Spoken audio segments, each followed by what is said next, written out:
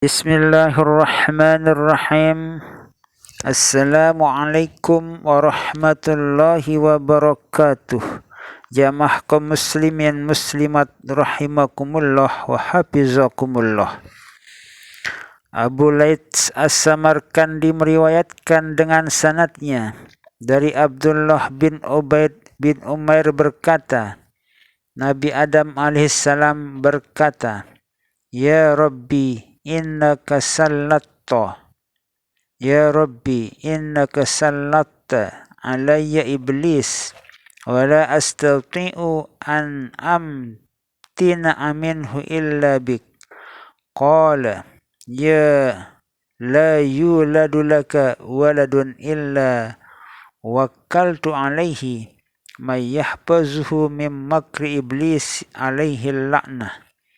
Wa min qurana isu qala ya rabbi zidni qala al hasanatu bi asyri amsalha wa aziduha was sayyi'atu bi wahidatin wa amhuha qala rabbi zidni qala at-taubatu maqbulatun ma damatir ruh fil jasad qala ya rabbi zidni qala qul ya ibadiyalladzina asrafu ala anfusihim la taqnatu min rahmatillah innallaha yaghfiru dzunuba jami'a innahu huwal ghafurur rahim. Artinya, ya Rabbi, hai Tuhanku, Engkau telah memenangkan iblis atasku sehingga aku tidak dapat mengelakkan diri daripadanya kecuali dengan pertolonganmu. Allah Subhanahu wa ta'ala menjawab, tiada seorang lahir dari anak turunanmu melainkan telah saya datangkan kepadanya yang menjaganya dari tipu daya iblis dan dari jin-jin yang jahat. Nabi Adam alaihissalam berkata, tambahkanlah bagiku. Jawab Allah Subhanahu wa ta'ala, saya beri pahala setiap kebaikan 10 lipat ganda dan ada harapan ditambah, sedang kejahatan 1 lawan 1 dan ada harapan dihapus. Adam berkata, tambahkan bagiku. Firman Allah, taubat tetap diterima selama ruh dikandung badan. Adam berkata, tambahkanlah bagiku. Firman Allah Subhanahu wa ta'ala yang artinya, katakanlah hai hambaku yang telah memboros dari menggunakan masa hidup untuk amal yang tidak berguna. Kamu jangan putus harap dari rahmat Allah. Sungguh Allah dapat mengampuni semua dosa. Sungguh Allah Maha Pengampun lagi Maha Penyayang. Abu Laits As-Samarkandi meriwayatkan dengan sanadnya dari Ibnu Abbas radhiyallahu anhu berkata, bahwasanya Wahsy yang membunuh Hamzah radhiyallahu anhu pamanda Rasulullah sallallahu alaihi wasallam menulis surat kepada Rasulullah sallallahu alaihi wasallam dari Makkah. Sesungguhnya saya ingin masuk Islam tetapi terhalang oleh satu ayat. Wallazina la yad'una ma'allahi ilahan akhar wa la yaqtuluna an-nafsa allati harramallahu illa bil haqqi wa la yaznuna wa may yaf'al dzalika yalqa athama. Artinya, dan mereka yang tidak mempersekutukan Allah dengan Tuhan yang lain dan tidak membunuh jiwa yang telah diharamkan Allah kecuali dengan hak dan tidak berzina, dan siapa yang berbuat itu maka ia menanggung dosa-dosa, sedang saya telah berbuat semua itu, maka apakah ada jalan bagiku untuk tobat? Maka turun ayat selanjutnya, illa man taba wa amana wa amila amalan salihan fa ulaika yubaddilullahu sayyi'atihim hasanat, kecuali orang yang tobat dan beriman dan beramal soleh, maka untuk mereka Allah akan menggantikan dosa-dosa mereka dengan kebaikan. Maka Nabi Adam alaihissalam mengirim ayat ini kepada Wahsy, lalu dijawab oleh Wahsy bahwa di dalam ayat ini ada syarat, yaitu harus beramal soleh, sedang saya belum tahu apakah dapat melakukan amal soleh atau tidak. Maka turun ayat, innallaha la yaghfiru ay yushraka bihi wa yaghfiru ma duna dzalika liman yasha. Sesungguhnya Allah tidak mengampuni pada siapa yang mempersekutukannya dan mengampuni semua dosa selain syirik itu bagi siapa yang dikehendakinya. Ayat ini yang dikirim kepada Wahsy. Jawab Wahsy, di dalam ayat ini juga ada syarat dan saya tidak mengetahui apakah Allah hendak mengampuni saya atau tidak. Maka turun ayat, qul ya ibadiyalladzina asrafu ala anfusihim la taqnatu min rahmatillah innallaha yaghfiru dzunuba jami'a innahu huwal ghafurur rahim. Artinya, katakanlah hai hambaku yang telah memboros diri, janganlah kamu putus harapan dari rahmat Allah. Sesungguhnya Allah dapat mengampuni semua dosa. Sungguh Allah Maha Pengampun lagi Maha Penyayang. Maka dikirim semua dosa. Maka dikirim oleh Nabi Adam alaihissalam kepada Wahsy, karena Wahsy merasa bahwa dalam ayat ini tidak ada syarat. Maka ia pergi ke Makkah untuk masuk Islam. Maka si Wahsy itu pergi ke Madinah untuk masuk Islam.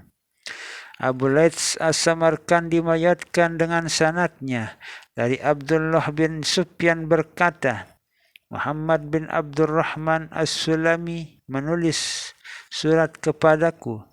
Ayahku menceritakan kepadaku, saya duduk di dekat Nabi SAW di Madinah.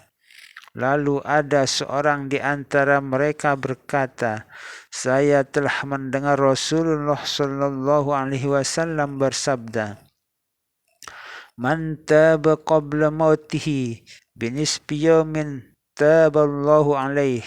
Fakultu anta sami'ta hadza min Rasulillahi sallallahu alaihi wasallam? Qal na'am. Faqala rajulun akhar sami'tu Rasulullahi sallallahu alaihi wasallam yaqul man taba qabla mautihi bisa'atin taballahu alaihi.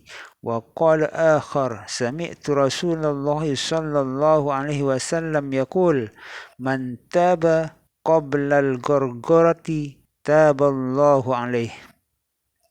Siapa yang tobat sebelum mati kira-kira setengah hari, maka Allah memaafkan padanya. Lalu saya tanya, benarkah kau mendengar Rasulullah bersabda demikian itu? Jawabnya, ya. Tiba-tiba ada lain sahabat berkata, saya telah mendengar Rasulullah SAW bersabda, siapa yang tobat sebelum matinya sekira sesaat, maka Allah memaafkan baginya. Kemudian ada yang berkata lain, saya telah mendengar Rasulullah SAW bersabda, siapa yang tobat sebelum tercabut ruh dari tenggorokan, maka Allah memaafkan baginya. Abu Laits As-Samarkandi meriwayatkan dengan sanadnya dari Muhammad bin Muharrib berkata, Allah Subhanahu wa taala berfirman,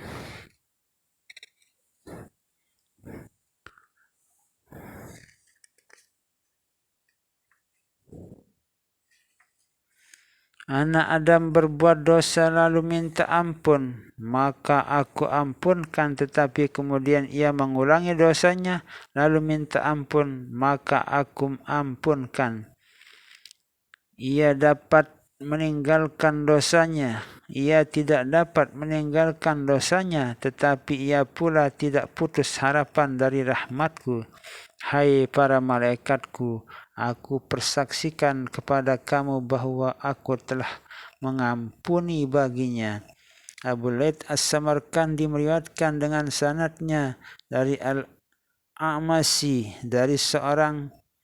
dari Muqis bin Sumai berkata, ada seorang pada umat-umat yang dahulu lalu selalu berbuat maksiat, maka pada suatu hari ketika ia sedang berjalan teringat pada perbuatan-perbuatannya, lalu ia berdoa, Allahumma ghfir lana, ya Allah ampunilah dosaku, ya Allah aku harap ampunanmu. Allahumma ghufranaka, Allahumma ghufranaka, ya Allah aku mengharap ampunanmu. Mendadak ia mati, maka Allah mengampunkan baginya dosanya. Muhammad bin Ajlan dari Makhul berkata, saya mendapat keterangan bahwa Nabi Ibrahim alaihissalam ketika diperlihatkan oleh Allah Subhanahu wa taala alam malakut di langit, ia melihat hamba Allah di bumi yang sedang berzina, maka ia berdoa sehingga binasalah hamba itu. Kemudian ia melihat orang yang sedang mencuri, maka ia berdoa sehingga dibinasakanlah oleh Allah. Lalu Allah berkata kepadanya, ya Ibrahim, biarkan urusan hambaku, karena hambaku itu di antara ia bertobat, maka aku memaafkan, atau akan melahirkan turunan yang ibadat kepadaku, atau ia memang celaka, maka untuknya telah tersedia Jahannam untuk tempatnya di hari kemudian. Inilah peringatan yang sangat penting bagi kita bahwa kita walau bagaimanapun mempunyai dosa yang cukup banyak, Allah tetap membukakan bagi kita pintu taubatnya. Semoga kita menjadi hamba Allah yang selalu ingat kepada Allah Subhanahu wa taala dan menyesali akan segala dosa dan kehilapan yang telah kita berbuat, dan mendapatkan taubatan nasuha sebelum kita meninggalkan dunia ini, sehingga kita mati dalam husnul khatimah, masuk surga bighairi hisab. Amin amin amin. Wallahu a'lamu bissawab. Wallahu a'lamu bissawab. Wallahu a'lamu bissawab. Wassalamualaikum warahmatullahi wabarakatuh.